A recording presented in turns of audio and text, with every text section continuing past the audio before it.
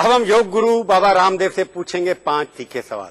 सबसे पहला तीखा सवाल ये बाल जो आपके काले ये नकली है या असली है? पहली बात तो ये है कि आप इनको खुद टेस्ट करके देख सकते हैं। और रंग तो अब साबुन लाना पड़ेगा धोने के लिए, ये काले रंग है। इनमें कुछ कुछ सफेद है आप देख। तो बुढ़ापा आ गया आपने। बुढ़ापा नहीं आया, मैंने ये जो है ये जो है मेच्योरिटी के साथ साथ एक बात ये है कि बाकी असली है। नहीं ये काले कितने हैं? इतने ये सारे के सारे नेचुरल काले हैं। मैं हर रोज प्राणायाम करता हूँ और आंवला और एलोवेरा के 4-4 चम्मच जूस सुबह उठ करके पीता हूँ। चलो, आपको जिंदगी में कोई भूल हुई है व्यक्तिगत? जब घर से बाहर निकला था तब एक बार चोरी की थी और माँ से झूठ बोला था। चोरी इसलिए की थी कि घर से बाहर जाऊंगा तो बस में बैठने के लिए किराया कहाँ से लाऊंगा। और माँ से झूठ इसलिए बोला था कि माँ मैं घर जा रहा हूँ, लेकिन वापस फिर घर लौटा नहीं। तो माँ अभी तक भी जब मुझसे मिलती है तब कहते बेटा तुम मेरे से झूठ बोल के घर से बाहर क्यों आया। एक बार बताइए, अगर आपको कहीं छुट्टी मनाने का मौका मिल जाए, ब्रह्मचारी को छुट्टी क्या मिलेगी? छुट्टी मनाने तो कहाँ जाएंगे आप देश में? प्रभु जी मैं आपसे कहना चाहूंगा, जब मैं लगभग 15-16 साल की उम्र में गुरुकुल में आ गया था, मैंने एक दिन भी कोई ब्रेक नहीं किया, एक दिन भी कोई छुट्टी नहीं की।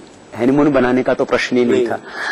तो मैं तो कहता हूँ कर्म ही धर्म है, कर्म ही पूजा, कार्यांतर ही विश्राम। तो आज तक मैंने कभी छुट्टी के बारे में सोचा ही नहीं, इसलिए मौका मिला जाना ही नहीं है। 18 घंटे में काम करता हूँ, रात को लगभग 10 बजे सोता हूँ और लगभग 3 बजे उठता हूँ। और मैं चाहता हूँ मैं अंतिम सांस तक देश के लिए जीऊं और भगवान ने जिस कार्य के लिए मुझे चुना हुआ है, नियुक्त किया हुआ, उस कर्म को अपना धर्म मान करके निभा पाऊं। मैं जैसे देख रहा हूँ आपका पिछले कई सालों से, आपको ठीक तरह से पत्रकार के नाते देख रहा हूँ, मेरे को लगता है या तो आप राजनेता बनेंगे या उद्योगपति बन जाएंगे। आप कोई दवाइयों का कारखाना चला रहे होंगे, योगा इंस्टीट्यूट चला रहे होंगे।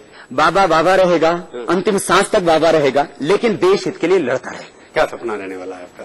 नहीं, सपना मेरा यही है। जब टैक्स गुरु बन गए उसके बाद आर्थिक दृष्टि से क्या सपना है आपका? मेरा आर्थिक दृष्टि से यही सपना है कि इस देश के 115 करोड़ लोगों को आत्मसम्मान के साथ जीने का हक मिले। आधी अधूरी आजादी नहीं, हमको संपूर्ण आजादी चाहिए। चलिए, हमारा आपके साथ शुभकामनाएं हैं कि आप आजादी ले सकें, आप एक बार जयप्रकाश नारायण शायद बन सकें। आप हमारे स्टूडियो में आए, बहुत बहुत धन्यवाद। नमस्कार। तो ये थी आज की मुलाकात। सीधी बात का ये कार्यक्रम आपको कैसा लगा? आप अपनी राय हमें ईमेल के जरिए भी भेज सकते हैं। हमारा ईमेल का पता है sb@aajtak.com। अगले हफ्ते आएगी बारी किसी और हस्ती की। इंतजार कीजिए तब तक और देखते रहिए आज तक।